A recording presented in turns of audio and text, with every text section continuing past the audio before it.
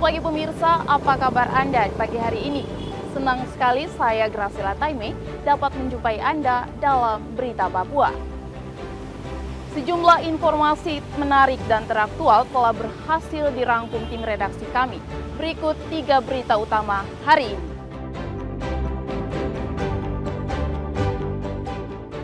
Unjuk rasa mahasiswa yang menuntut penentuan nasib sendiri di gerbang kampus Universitas Cendrawasih berakhir ricuh. 4 mahasiswa ditangkap.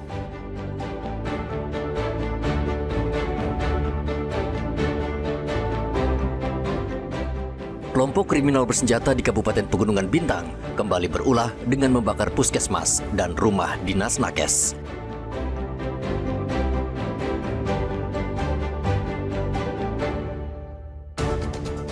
Belasan begal di Kabupaten Jayawijaya diringkus polisi.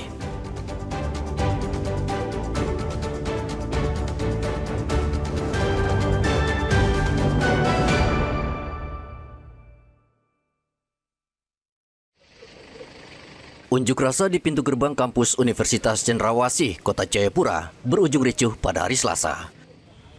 Mahasiswa berunjuk rasa meminta pemerintah Indonesia memberikan hak kepada warga Papua menentukan nasib sendiri. Unjuk rasa awalnya berjalan lancar, namun karena masa akan berjalan kaki ke kawasan lingkaran AB Pura, bentrokan pun tak terhindarkan. Polresta Jayapura Kota juga sebelumnya telah meminta pengunjuk rasa menyampaikan aspirasi secara tertib, namun tidak digubris massa. Tembakan gas air mata dilepas untuk memukul mundur mahasiswa ke dalam kampus. Mahasiswa membalas dengan lemparan batu. Polisi akhirnya menangkap 4 mahasiswa yang menjadi koordinator demo. Aksi di lingkaran AB, jadi teman-teman mahasiswa yang merencanakan aksi di Pura ini kan memaksakan untuk long march berkumpul di lingkaran AB. Sudah dengan komitmen awalnya kan tidak ada yang long march, karena long march sendiri kan sangat mengganggu ketertiban.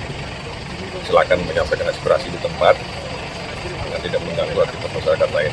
Tadi ada memaksa untuk promosi itu, sehingga dihentikannya itulah terjadi ada keributan. Karena itu kan sudah bertugas di serang juga dengan batu dan motor. Yang diamankan itu kan mereka yang memprovokasi situasi. Laksanakan kurang lebih ada 600. Ada beberapa titik yang di distrik AB sama di distrik Heram. Untuk mengamankan situasi di beberapa lokasi, polisi menyiagakan 600 personel lebih, sudah termasuk Brimob. Kapolresta mengimbau mahasiswa yang menyampaikan aspirasi patuh pada aturan dan tidak mengganggu ketertiban umum. Arthur dan Rian Tonai melaporkan dari Kota Jayapura, Papua.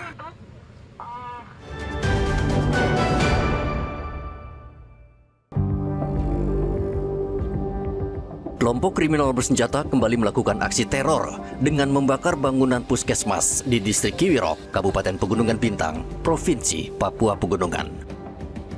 Selain membakar 1 unit bangunan puskesmas, KKB juga membakar rumah dinas tenaga kesehatan di distrik Kiwirok. Tidak ada korban jiwa saat kejadian karena bangunan kosong. Kasatgas Humas Operasi Damai Kartens Kombes Yusuf Sutejo mengatakan aparat TNI Polri di distrik Kiwirok menetapkan status siaga 1 di seluruh pos untuk mengantisipasi kemungkinan serangan susulan.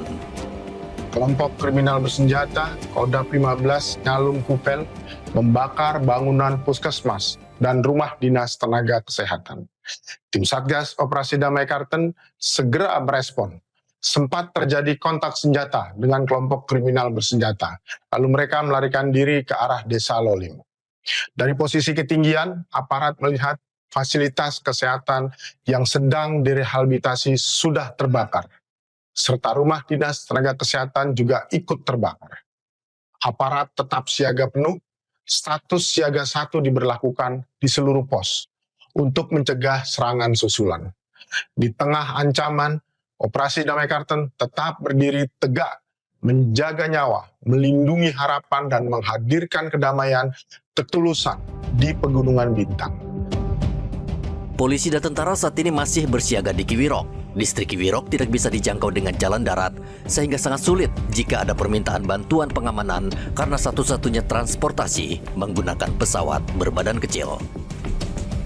Hendra dan Rian Tonai melaporkan dari Pegunungan Bintang, Papua Pegunungan.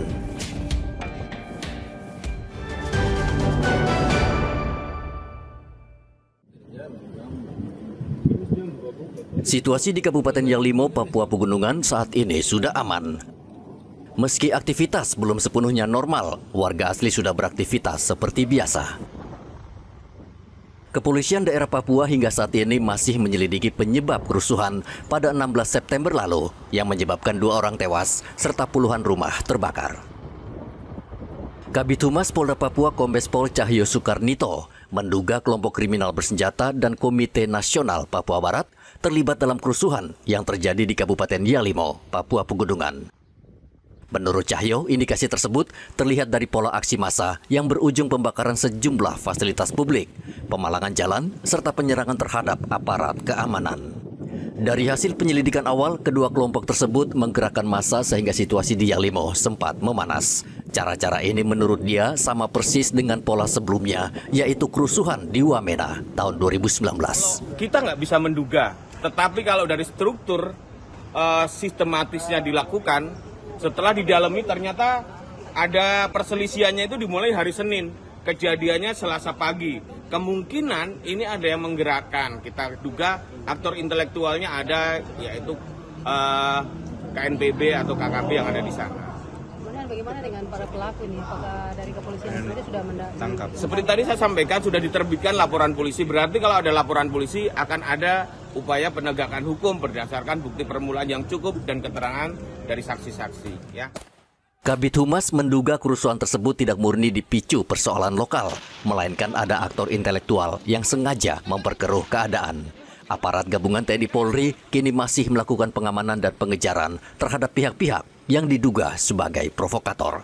Polda memastikan kondisi Kabupaten Yalimo saat ini aman, fasilitas umum dan aktivitas masyarakat mulai berjalan normal, meski kembali dengan penjagaan ketat aparat keamanan. Hendra dan Riantonai melaporkan dari Yalimo, Papua Pegunungan.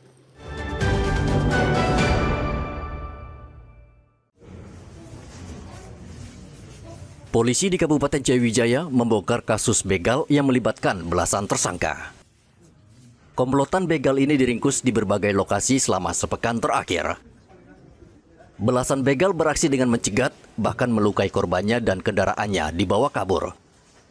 Selama 1 bulan beraksi, pelaku sudah melukai belasan korban. Kasat Reskrim Polres Jayawijaya, AKP Subarda Aditya, mengatakan 1 pelaku diringkus karena mengkoordinir rekannya untuk melakukan begal. Satreskrim Polres Jayawijaya berhasil mengamankan pelaku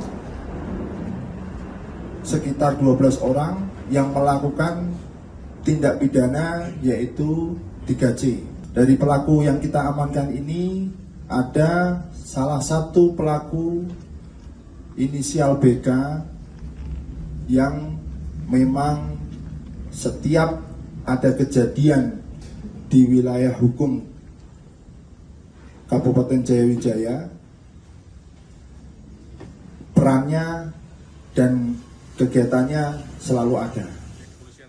Polisi juga masih memburu 14 pelaku lain yang saat ini masih berkeliaran di Wamena, Kabupaten Jayawijaya. Polisi menyita barang bukti seperti ponsel dan barang elektronik hasil pencurian. Belasan tersangka dijerat dengan pasal pencurian dan kekerasan dengan ancaman hukuman penjara maksimal 12 tahun. Kasat Reskrim mengimbau warga waspada dan tidak berkendara di lokasi rawan, apalagi lokasi yang gelap. Arthur dan Riantonai melaporkan dari Jayawijaya, Papua Pegunungan.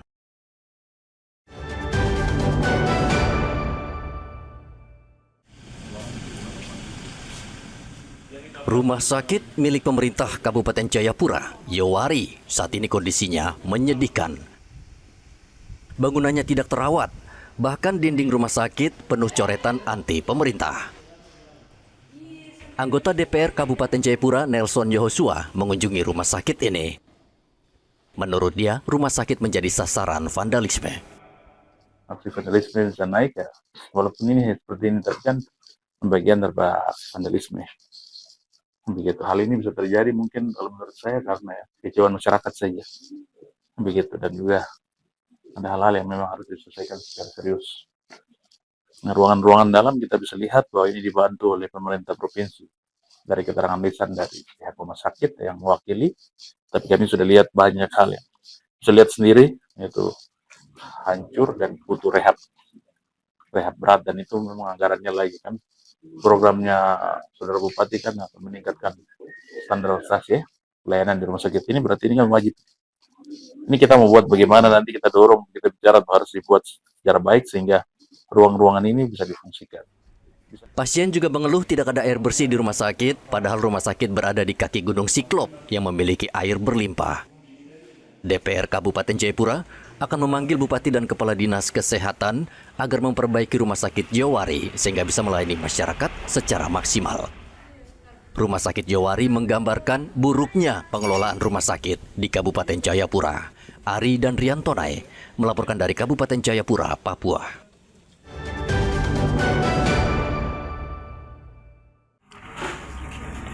Kepolisian kawasan Pelabuhan Laut Merauke menyita 15 motor yang baru saja diturunkan dari kapal kargo di Pelabuhan Laut Yosudarso, Kabupaten Merauke. Kendaraan ini diduga tidak memiliki dokumen resmi alias bodong. Kapolsek KP3 Pelabuhan Laut Merauke, Ibda Adam Rivaldi, mengatakan bahwa kendaraan ini sebagian besar berasal dari Makassar dan Surabaya, Jawa Timur. Saat penerima motor di Merauke diminta menunjukkan dokumen kendaraan, mereka tidak dapat menunjukkan dokumen yang sah. Akibatnya kendaraan tersebut harus diamankan oleh pihak kepolisian. Pemakaiannya kurang lebih ada yang hanya 5 bulan, ada yang 7 bulan, yang paling lama hanya setahun. Nah, setelah berkoordinasi dengan dealer di Makassar, kira-kira apa kendalanya mereka ini? Setelah saya koordinasi dengan pihak dealer Honda yang di Makassar, sempat disampaikan bahwa kendaraan-kendaraan yang kami laporkan ke sana sesuai dengan nomor rangka atau nomor mesin, itu kendaraan tersebut ada dilakukan pencarian. Dan saya sudah sampaikan kepada mereka bahwa silakan datang dan ambil dengan menunjukkan BPKB dan STNK aslinya. Begitu. Ini pemiliknya di sini siapa, Pak? Pemiliknya? Di sini inisial N dan H. Dan kami sudah melakukan pemeriksaan klarifikasi terkait dengan penerima yang di sini. Dan ekspedisi pun kami sudah melakukan pemeriksaan klarifikasi. Sementara itu puluhan motor hasil curian terparkir di halaman Satreskrim Polres Merauke. Secara hukum sudah tidak ada masalah. Masalahnya tinggal pemilik sepeda motor yang belum mengambilnya, sehingga motor menumpuk dan membuat lahan parkir menjadi sempit. Setelah kami melakukan penyelidikan, ada beberapa unit yang kami temukan di lapangan tanpa identitas. Jadi kami himbau kepada masyarakat yang merasa kehilangan motor bisa ke Polres Merauke untuk mengecek kendaraan tersebut. Dan apabila memang itu milik warga Merauke, agar menunjukkan surat-surat lengkap. Dan pada saat pengambilan pun kendaraan kami tidak memungut biaya. Itu langsung diambil, yang penting sesuai dengan surat-surat kendaraan tersebut.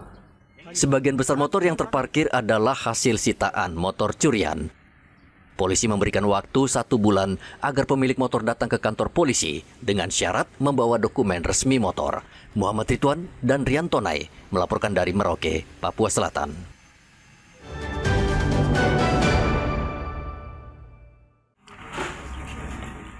Penjualan motor dan mobil di Merauke turun sejak merebaknya kendaraan berplat luar Papua dan bodong. Merebaknya kendaraan motor dan mobil berplat luar Papua menandakan banyaknya kendaraan yang masuk ke Papua Selatan tanpa melalui jalur resmi. Fenomena itu membuat penjualan mobil dan motor di dealer resmi Merauke menurun. Penjual mobil dan motor di Merauke bahkan mengakui penjualan mereka turun hingga 50%. Kita dari corona itu, dari 2019 itu. Sampai dengan sekarang ini ya? Ya, itu kita turun drastis. Berapa persen kira-kira? Itu sampai, biasa kita jual itu bisa 250 unit. Sekarang paling 150-an. Oh gitu ya. Ini sekitar berapa ya? 75 itu ya. Persen. Memang kita semenjak dari COVID memang menurun ya Pak. Semenjak COVID penjualan kita menurun, apalagi bertambahnya kendaraan yang plat luar ya memang kita sangat menurun. Itu penurunnya berapa persen? Menurunnya kurang lebih 50% ya. Target kita itu sebelumnya tuh berapa? 20 ya. 20 ya. Nah kalau sekarang ini hanya berapa Ya, sebulan? turun targetnya sama karena kita tidak mencapai itu, sekarang targetnya 16. 16 saja ya. Targetnya 16, lalu dari 16 itu kita capai ya 50%, 60% begitu. Pemerintah dan kepolisian didesak bekerja sama menyelesaikan jual beli kendaraan di luar penjualan resmi karena sangat merugikan investor yang telah menanamkan modalnya di Kabupaten Merauke, Papua Selatan. Selain itu, kendaraan yang dikirim ke Merauke plat nomornya tidak jelas sehingga tidak menguntungkan daerah karena pajaknya tidak masuk ke daerah. Muhammad Ridwan dan Rian Tonai melaporkan dari Merauke, Papua Selatan.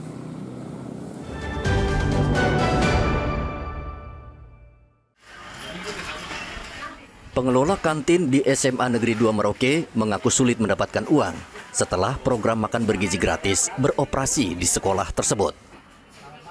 Menurut mereka, pendapatan atau omset mereka menurun hingga 50% dibandingkan sebelum program MBG berlangsung. Penjualannya sebelum MBG lumayan. Tapi sesudah datangnya MBG macam nasi, terus gado-gado, gorengan, terus mie ayam, bakso itu ada kurangnya. Tapi kalau minuman tetap lancar. Tetap lancar. Ya. Kekurangannya sampai berapa Bu perbedaannya sebelum ada MBG-nya? Perbedaannya seimbang. Berarti 50% aja? Iya, 50%. Malah berharap usaha kecil di sekolah ini tidak mati karena MBG. Karena menurut rakyat kecil seperti dirinya untuk bisa hidup saat ini sudah sangat sulit, sehingga ia berharap usahanya tidak tutup. Muhammad Ridwan dan Rian Tonai melaporkan dari Merauke, Papua Selatan.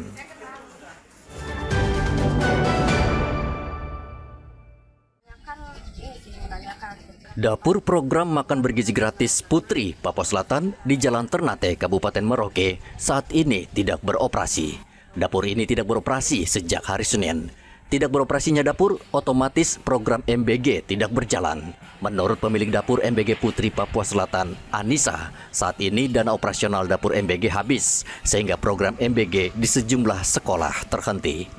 Semenjak dicetuskan awal Januari lalu, program MBG masih banyak bermasalah, mulai dari kualitas makanan yang kurang baik, hingga keracunan makanan yang menimpa ribuan siswa di seluruh wilayah Indonesia. Pemerintah saat ini memperketat syarat seluruh dapur seperti wajib memiliki sertifikat layak dan sertifikat higienis. Muhammad Ridwan dan Rian Tonai melaporkan dari Merauke, Papua Selatan. Pemirsa, informasi tadi sekaligus mengakhiri jumpa kita dalam Berita Papua.